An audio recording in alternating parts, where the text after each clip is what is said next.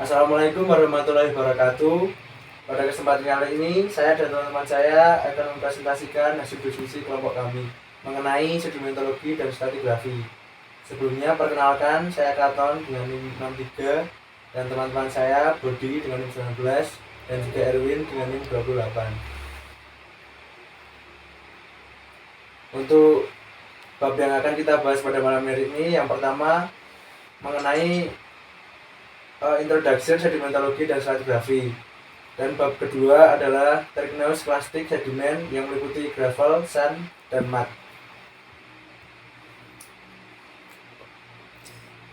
Berikutnya, kami akan membahas mengenai proses sedimen. Yang pertama, sedimentologi adalah studi tentang proses pembentukan, pengangkutan, dan pengendapan material yang terakumulasi sebagai sedimen di lingkungan kontinental dan laut, dan akhirnya membentuk batuan sedimen. Stratigrafi adalah studi batuan untuk menentukan urutan dan waktu peristiwa dalam sejarah bumi. Pada dasarnya, proses pembentukan batuan sedimen ini yaitu adanya suatu pelapukan pada batuan induk yang mengakibatkan batuan induk itu lapuk dan menyebabkan terkikis menjadi butiran-butiran lebih kecil. Lalu pergerakan masanya bisa dipengaruhi oleh aliran atau faktor-faktor yang lainnya, lalu mengendap dalam cekungan dan terlutifikasi, yaitu kompaksi dan sementasi sehingga membentuk batuan sedimen. Oke, selanjutnya itu lingkungan dan fase sedimen. Nah, untuk karakteristik lingkungan sedimen tersebut bisa kita identifikasi dari karakteristik pengendapannya, lalu fase yang terdiri dari aspek fisika, biologi, dan kimianya. Selanjutnya ada klasifikasi batuan sedimen. Klasifikasi batuan sedimen itu batuan sedimen dibagi menjadi dua, yaitu klastik dan non-klastik, di mana batuan sedimen klastik dicirikan dengan adanya butiran dan non-klastik dicirikan dengan tidak adanya butiran. Ada dan tidak adanya butiran tersebut dapat diketahui dari pengamatan langsung menggunakan loop.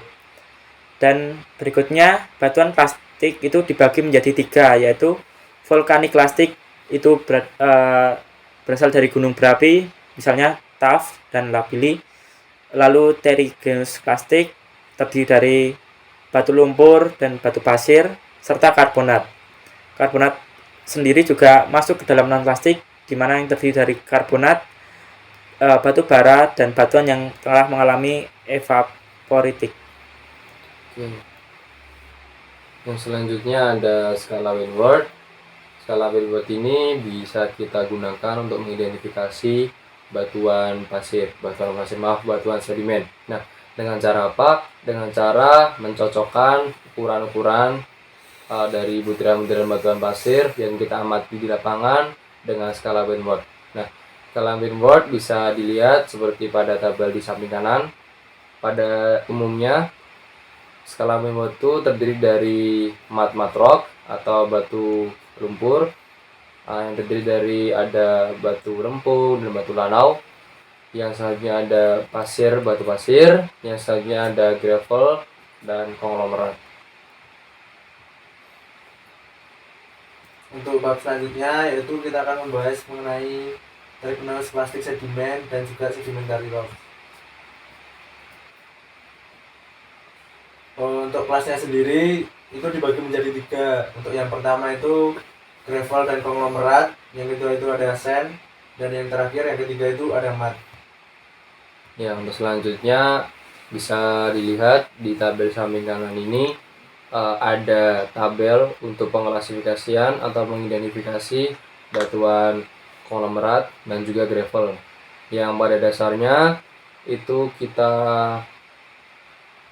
bagi menurut persentase gravelnya, persentase lumpur, dan konglomeratnya, juga pasirannya. Berikutnya, klasifikasi batu pasir Petitjohn tahun 1975.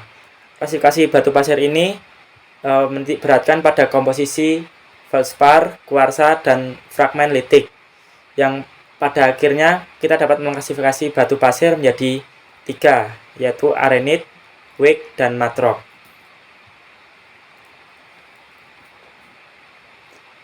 Berikutnya, clay minerals.